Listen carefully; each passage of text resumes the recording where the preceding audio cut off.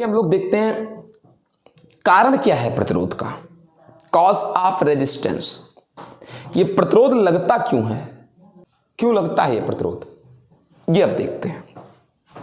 देखिए इसका सबसे बड़ा रीजन क्या है, कॉलिजन, टक्कर, गति करते हुए इलेक्ट्रॉनों का टक्कर, कोलाइड कर जाना। सर किससे कोलाइड कर जाना?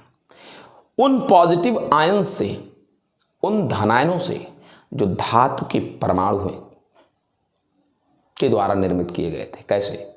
जब इलेक्ट्रॉन बाह्यतम कक्षाओं के इलेक्ट्रॉन, आउटर मोस्ट सेल के इलेक्ट्रॉन परमाणु के नाभिक के आकर्षण बल से मुक्त हो गए थे तो धनायन छोड़ गए थे।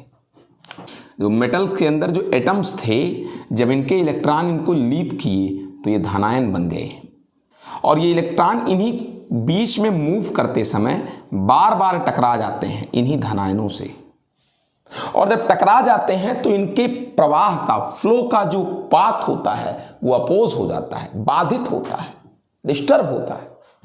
तो in the path of the flow of charge creates the disturbance collision of electrons with the positive ions. इलेक्ट्रॉनों का जो प्रवाह है ये बाधित होता है बार बार धनायनों से, क्या होने से, टकराने से। इसी को रेजिस्टेंस बोलते हैं।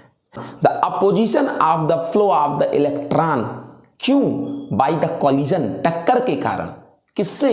फ्रॉम द पॉजिटिव आयंस, कौन? Of electrons. बहते हुए इलेक्ट्रॉन का धनायनों से टकरा जाने से जो उनका प्रवाह अवरुद्ध होता है, यही वास्तव में प्रतिरोध है। इलेक्ट्रॉन चलते हैं, जब वैद्युत क्षेत्र लगता है तो उन पर बल लगता है, जब इलेक्ट्रिक फील्ड लगाते हैं किसी वायर पर बेटा तो उन पर फोर्स लगता है इलेक्ट्रॉन पर, वो चलते हैं और चलते समय धनायनों से टकरा जाते हैं और टकरा जाते तो उनका प्रवाह अवरुद्ध हो जाता है। इसी को हम प्रतिरोध कहते हैं। धारा घट जाती है चूंकि आवेश प्रवाह ही धारा है और आवेश बह नहीं पा रहा है, अपोज हो रहा है, बार बार रुक जा रहा है, टकरा करके दिशा बदल दे रहा है, एक निश्चित दिशा में नहीं बह पा रहा है, तो प्रतिरोध लगता है।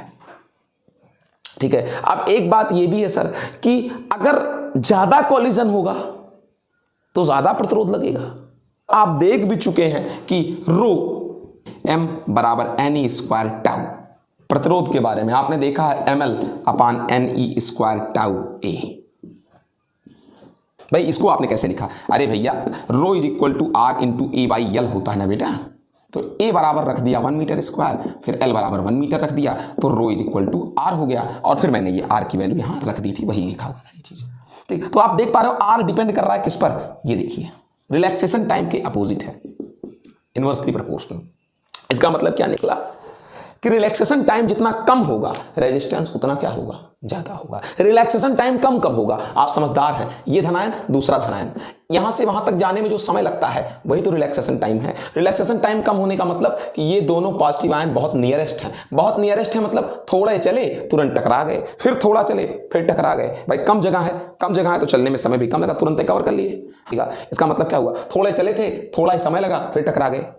ये चीज दिखाता है रिलैक्सेशन टाइम कि दोनों लोग के बीच का डिफरेंस कितना है, डिस्टेंस कितना है। यानी क्या कहेंगे, अगर पॉजिटिव आयंस बहुत करीब करीब हो तो रिलैक्सेशन टाइम बहुत कम होता है, फिर रेजिस्टेंस बढ़ जाता है, क्योंकि बार बार टकराते हैं। हर एक स्टेप चलने के बाद तुरंत हल्का दूरी था तभी तो समय कम लगा, फिर टकरा गए। इस तरीके से अपोजिशन ज्यादा हो जाता है।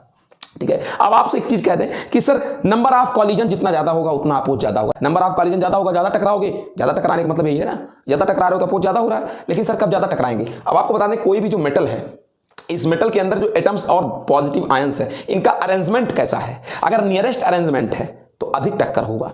ठीक है ना? ठीक है, बहुत नियरेस्ट हो, बिल्कुल कॉम्प्लेक्स हो, इलेक्ट्रॉन को चलने के लिए जगह ही ना हो, बहुत सघन हो, पैक्ड हो स्ट्रक्चर अंदर का, संकुलित हो, जटिल हो, तो इलेक्ट्रॉन सही से नहीं चल पाएगा, तो बहुत अधिक रेजिस्टेंस ऑफर करेगा। कहीं ना कहीं ये चीज देखा जाए तो नेचर ऑफ मटेरियल, पदार्थ की प्रकृति पर, मटेरियल के नेचर पर भी डिपेंड करता है रेजिस्टेंस। और आपको उसके बाद एक चीज मैं और कहना चाहूंगा, हमने आपसे कहा है R is equal to rho into L by क्या होता है A, यही से निकाल लिया इसी को दाएं बाएं करके, L ऊपर A नीचे। अब आप ये सोचिए कि रो तो किसी एक सबस्टेंस के लिए कांस्टेंट है, यानी R जो है directly proportional to L and inversely proportional to A, यानी हम कह सकते हैं R is directly proportional to L। इसका मतलब अगर लेंथ बढ़ेगी किसी वायर की तो उसका रेजिस्टेंस भी बढ़ेगा। क्यों सर? लेंथ बढ़ने से अपोजिशन, टक्कर बढ़ जाती है। कैसे? आप ये सोचिए कि ये देखिए, ये गुफा है, ठीक है ना, इतना चौड़ा सा गुफा है। अब आप सोचिए कोई आदमी इसमें घुसा है तो एक पत्थर को सामना किया, ठीक है, फिर दूसरे पत्थर का सामना किया, तीसरे का सामना किया, बाहर निकल गया। लेकिन अगर मैं इसको पीट पीट के और पतला कर दूं तो जो ईंट यहां था वो भी सब कहां आ जाएंगे? आगे पीछे आ जाएंगे। पीटने से सब आगे पीछे आ जाएंगे। तो जहां 1 2 3 से टकराना था, लेकिन जब इसको पीट के दबा दिया तो ये हिस्सा भी आगे आ गया, ये भी कहीं आगे चला गया, ये भी कहीं आगे चला गया। तो इस तरीके से एक लाइन में सेट हो गए। तो अब इनसे भी टकराना है, इनसे भी सबसे टकराना है, तो रेजिस्टेंस बढ़ जाता है। लेकिन R is inversely proportional to A। Area बढ़ने से रेजिस्टेंस क्या हो जाता है? डिक्रीज हो जाता है। Cross section area. क्यों सर? अब आपको बता देते हैं क्यों सर। पहली बात तो क्रॉस सेक्शन एरिया बढ़ने से क्या होगा? क्रॉस सेक्शन एरिया बढ़ने से बहुत अधिक संख्या में इलेक्ट्रॉन क्या करते हैं? इंटर करते हैं। अब बहुत अधिक संख्या में इलेक्ट्रॉन इंटर करते हैं तो ये सच है कि सर भाई क्रॉस सेक्शन एरिया बड़ा बहुत अधिक संख्या में, तो क्या सर रेजिस्टेंस नहीं लग रहा है? लग रहा है, अब भी रेजिस्टेंस लग रहा है, लेकिन तब भी प्रवेश करने वालों की संख्या तो क्या हो गई? बढ़ गई ना। पहले 2 लोग घुसते थे तो उन 2 को रोका जाता था, तो वो भी बेचारे रुक रुक के चलते थे, माने निकलते तो थे ही, एक स्थान से दूसरे स्थान पहुंचते थे, लेकिन रुक रुक के बहुत अपोजिशन झेलते हुए। अब अपोजिशन तो झेलेंगे लेकिन जाने वाले तो अधिक हैं, ठीक है। 2 आदमी, हम कहते हैं क्या हुआ, पहले 2 आदमी क्रॉस करते थे 1 घंटे लगता था, ठीक है ना, अब भी 1 घंटे लगेगा, लेकिन अब 2 लोग नहीं क्रॉस करेंगे, एरिया बढ़ गया है, 50 लोग क्रॉस कर जाएंगे, कई सारे चार्ज फ्लो कर जाएंगे, ठीक है ना। तो रेजिस्टेंस तो अब भी है, लेकिन उसके कंपैरिजन में फ्लो ऑफ चार्ज, जितना अमाउंट फ्लो कर रहा है वो बढ़ गया, क्योंकि चौखट का दरवाजे का मुंह बड़ा हो गया, कई लोग एंट्री ले सकते हैं, ठीक है ना। इस तरीके से हम इस रेजिस्टेंस को क्या कर सकते हैं बेटा, थोड़ा सा डिक्टेट कर सकते हैं।